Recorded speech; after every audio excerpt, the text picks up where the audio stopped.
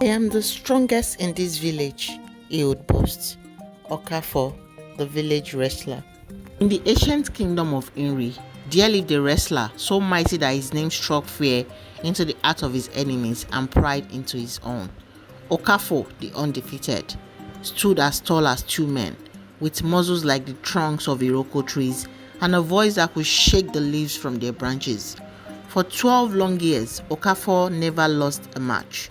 He had defeated warriors from distant lands, thrown men twice his size into the dust, and even wrestled a white buffalo to save his village. But with each victory, his head grew bigger than his already enormous body. I am the strongest man who ever lived, he would bellow after each match, beating his massive chest. The gods themselves would tremble before my mighty hands. The people of his village, Umuna, had grown tired of his endless boasting. Children would hide when they saw him coming, and the elders shook their heads in disapproval, but none dared speak against him. After all, he was their protector and champion. Every market day, Okafor would stride into the village square, his championship wrestling belt gleaming in the sun, and issue his familiar challenge. Who dares face Okafor the undefeated? Step forward and be humbled. One scorching afternoon, as Okafor performed his usual boasting ritual, beating his chest and flexing his mighty arms for the gathered crowd, an unusual sound cut through his thunderous voice. Gentle laughter. The laughter was soft, musical, and completely unimpressed. Okafor's booming voice died in his throat. Never in his life had anyone laughed at him during his display of strength. He scanned the crowd with blazing eyes until he spotted the source. Sitting under the great baobab tree was a figure so unexpected that Okafor had to blink twice to believe his eyes.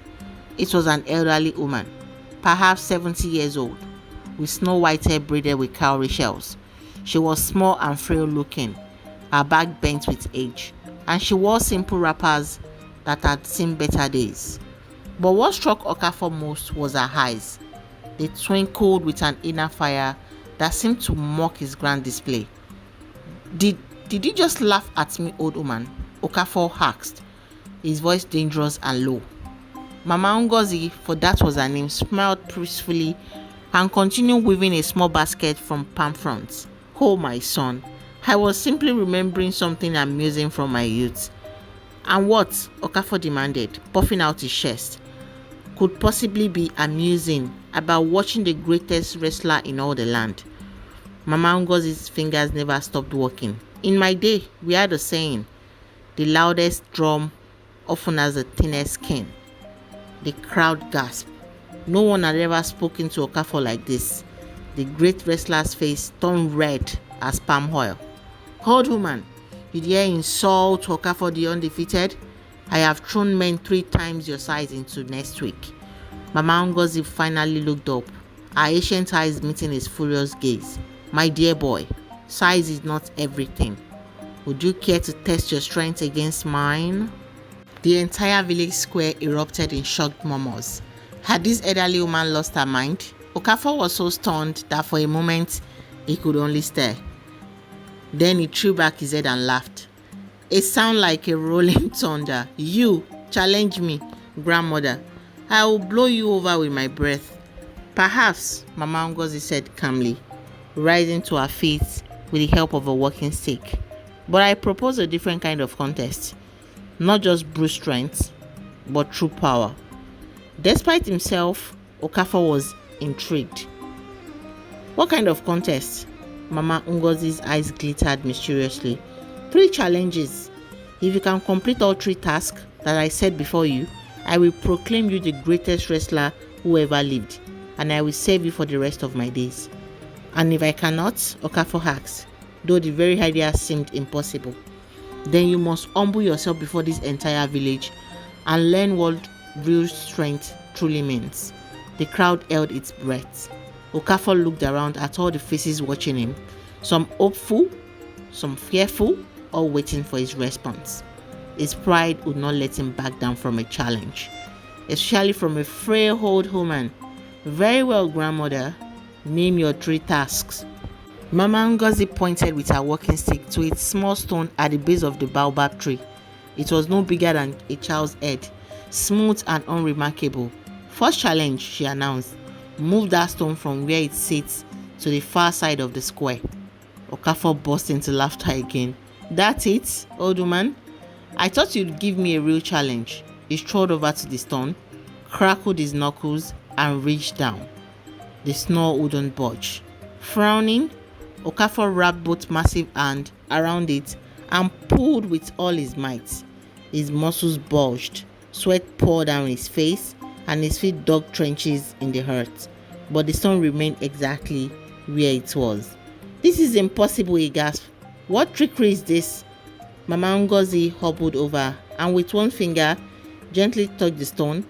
It immediately became light as a feather, and she easily picked it up and carried it across the square. How? Okafor demanded. The stone was not held in place by weight, my son, Mama Ngozi explained. It was held by stubbornness, something it learned from you. I simply hacked it nicely to move. For the second challenge, Mama Ngozi pointed to a large palm tree at the edge of the village. Make that tree bend to your will without touching it. Okafor puffed out his chest. Simple. He began shouting at the tree, commanding it to bow. He flexed his muscles at it, made threatening gestures, and even threw small rocks at its trunk. The palm tree stood perfectly still, its fronds barely moving in the gentle breeze. Growing frustrated, Okafor shouted louder and louder until his voice was hoarse. But the tree ignored him completely.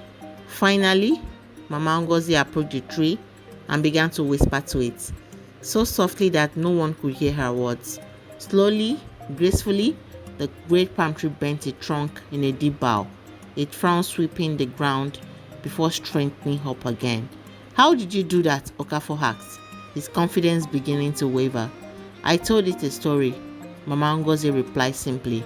I reminded it of when it was just a small seed, and how the earth held it gently until it grew strong. Sometimes, my son, gentleness is more powerful than force. Now, the crowd had grown larger. Word had spread throughout the village that the great Okafor was being bested by an old woman, and people came running to see this impossible sight. Your final challenge, Mama Ngozi announced, is the most difficult of all. She produced a small polished bronze mirror from her wrapper. Look into this mirror and defeat the opponent you see there. Okafor snatched the mirror eagerly. Finally, a challenge that made sense. He looked into the polished surface and saw his own reflection. I see only myself, old woman. How can I defeat myself? That, my son, is exactly what you must figure out. Okafor tried everything.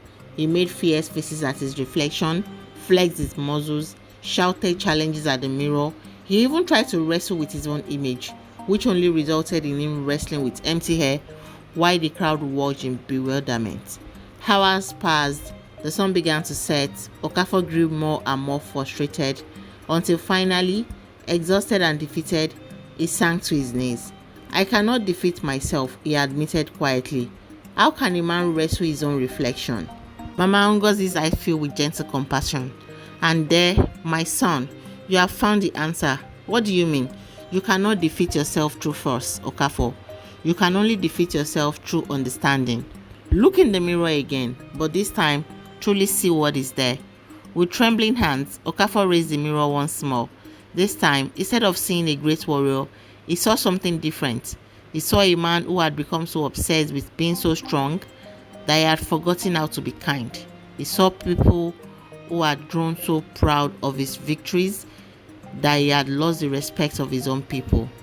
I see, he whispered, his voice breaking. I see a man who has everything he thought he wanted, but nothing he actually needs. The crowd watched in amazement as tears began to roll down the mighty wrestler's cheeks. Mama Ngozi smiled and placed a gentle hand on Okafor's massive shoulder.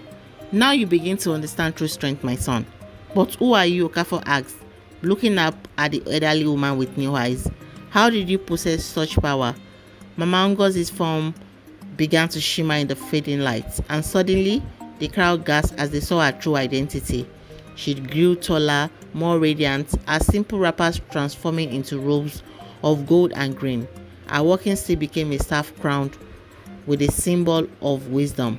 "I am Hani, goddess of the earth and protector of justice," she revealed, her voice now carrying the power of thunder and the gentleness of rain. "I came to your village because the cries of the humble reached my ears. Your people feared you, Okafor, when they should have loved you." The entire village fell to their knees in awe, but Hani gestured for them to rise. "I did not come to punish, but to teach. True strength is not in the power to defeat others, but in the wisdom to lift them up." From that day forward, Okafor was a changed man. He kept his great strength, but now he used it to help rather than intimidate. He built houses for the elderly, carried water for the sick, and played gently with children who no longer feared him. He continued to wrestle, but now he taught young men the art of wrestling with patience and humility. He would tell them, "The greatest opponent you ever face is not another person, it is your pride." When challengers came from other villages, Okafor would still defeat them, but afterward, he would help them to their feet, share a meal with them, and send them home with gifts and stories. Mama Ngozi, as the villagers still called the goddess when she visited in her humble form, became Okafor's greatest teacher. She would appear from time to time to share wisdom and remind him that true champions are measured not by whom they can defeat, but by whom they can inspire. Years passed, and Okafor grew older. His hair turned grey, and his muscles, though still strong, were no longer those of a young man. One day, a fierce young wrestler from a distant kingdom came to challenge him. "I have heard of Okafor the undefeated," the young man sneered, "but I see only an old man who has grown soft." The village held its breath, waiting for Okafor's famous temper to explode. Instead, he smiled peacefully.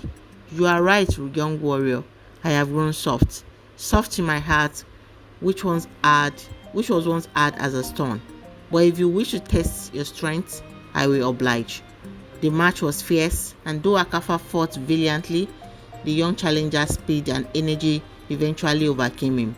For the first time in over 20 years, Okafor was defeated. But as he lay in the dust, something miraculous happened. Instead of shame, he felt joy. Instead of anger, he felt pride. Not in himself, but in the young man who had bested him fairly.